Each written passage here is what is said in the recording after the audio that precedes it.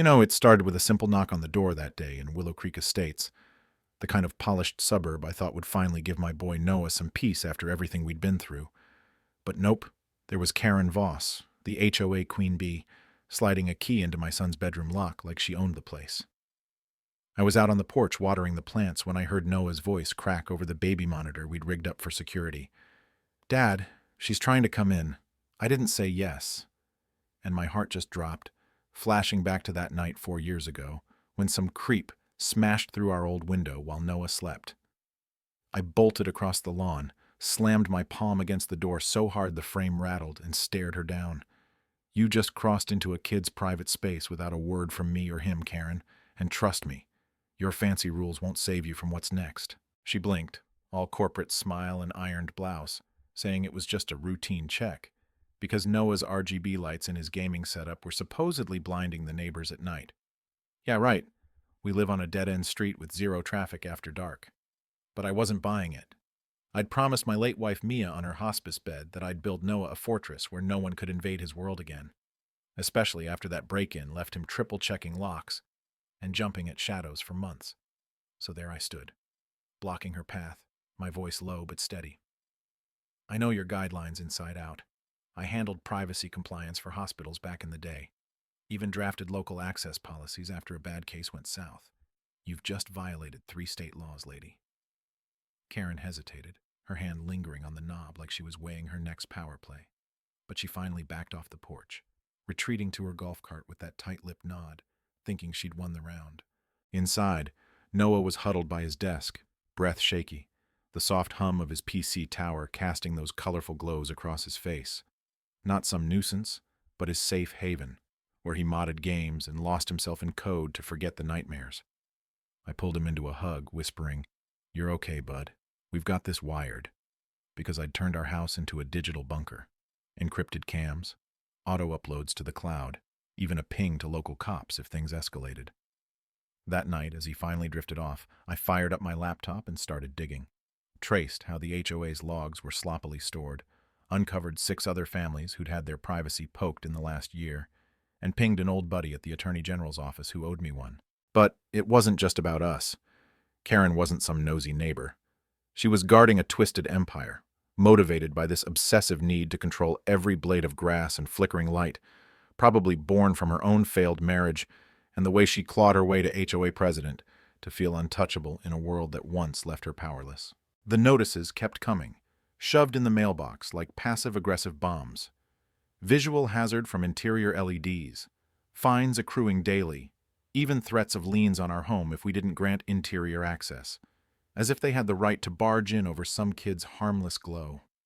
Noah tensed up during our walks, hood pulled low, glancing at windows like ghosts were lurking, reminding me of those silent weeks after Mia's funeral when he'd bury himself in tutorials just to block out the grief. One evening, I caught him staring at the door. "Dad, have you seen them with keys at other houses?"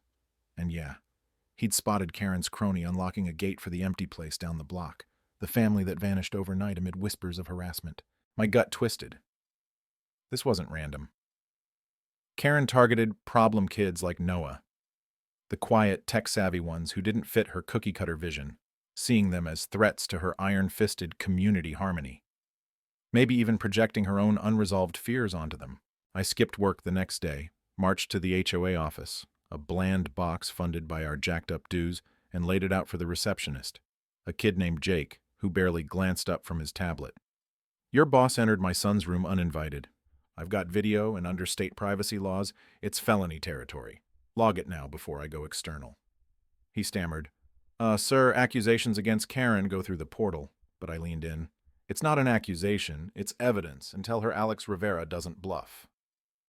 Walking out, I noticed the local resident forum had vanished online, redirected to some shell site tied to Karen's lawyer Buddy Classic suppression, burying complaints to keep her throne secure. So I dove deeper, bypassed their weak encryption, and hit paydirt, a hidden watchlist stream logging kids' devices, flagging behavioral quirks like late-night gaming or modded setups.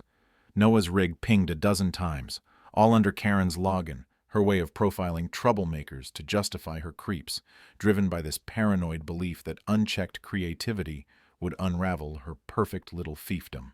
That's when the counterattack kicked in, unexpected, even to me, starting with a whisper from Susan Hayes, the HOA secretary. This mid-50s widow who'd always deferred to Karen, but carried her own scars from a controlling ex. At the board meeting, under those buzzing fluorescents, I sat in back watching her fidget while Karen droned about, lighting compliance like it was gospel. I raised my hand mid-rant. This isn't about lights. It's penal code violation for unauthorized entry into a minor's space. The board's on notice, especially key holders.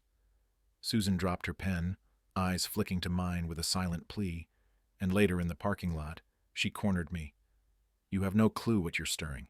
Karen logs everything, families, kids' habits, calls it safety, but it's sick and I can't anymore. Her voice cracked, motivated by guilt over staying silent while good people fled, her brother's old defender stories haunting her about complicity.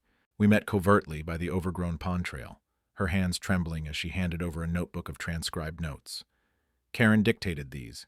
Unit 22, teen with encrypted radio schedule entry. Rivera boy, high alert for noncompliance. She profiles to prevent chaos, but it's her ego. Her fear of losing grip after her divorce left her scrambling. I nodded, adding it to my arsenal. Screenshots of the stream, emails she'd tried to delete, all painting Karen as a manipulator, twisting HOA power for personal vendettas, maybe even resenting families like mine for the stability she craved. With Susan's intel, I rallied neighbors, like Raj and Lisa, whose kids got dinged for optical intrusions from stargazing, showing them redacted logs that hit home. This isn't rules. It's targeting our families because Karen can't stand anything she doesn't control, I said. And they nodded, fury building from years of swallowed fines. The climax hit at the emergency board review. Karen called to address my misconduct. The clubhouse packed, air thick with unspoken grudges. She banged the gavel, voice sharp. Mr. Rivera threatens our integrity with slander and tech tricks. But I stepped up, binder open, phone recording. State agencies are reviewing case 2481 WCE. Here's why your watch list surveils minors without consent. Notes ordering entries into homes. Papers passed hand to hand, gasps rising as Susan stood. These are Karen's words. I transcribed them. No more complicity for me. Karen's face paled, snapping, lies from a vendetta-driven hacker. But Raj jumped in. That was my son's telescope you flagged. And the room erupted in claps, her controls shattering like glass. She adjourned in a huff, but it was over. Her resignation hit inboxes by dawn, audits rolling in from City Hall and State Justice, confirming privacy breaches tied to her unchecked authority hunger. In the end, as the new board voted to shred those logs and ditch the master keys, Susan reading the motion with steady resolve, I walked home under streetlights, past families chatting freely, no more fear shadows. Noah sat on the steps, his RGB setup glowing unchecked, and we shared a quiet high five. We did it, Dad. No more invaders. But here's the thing that lingers. Was Karen just a bully? Or did the system enable her, letting HOAs play God because no one questions the fine print until it bites? Makes you wonder if justice always wins, or if it's just luck when someone fights back. If you've battled HOA nonsense or seen power trips in your neighborhood, drop a comment. Was I right to go nuclear, or should folks just move? Share your take on where the line is between rules and tyranny. Hit subscribe if you want more real talk stories like this, and let's keep the conversation going.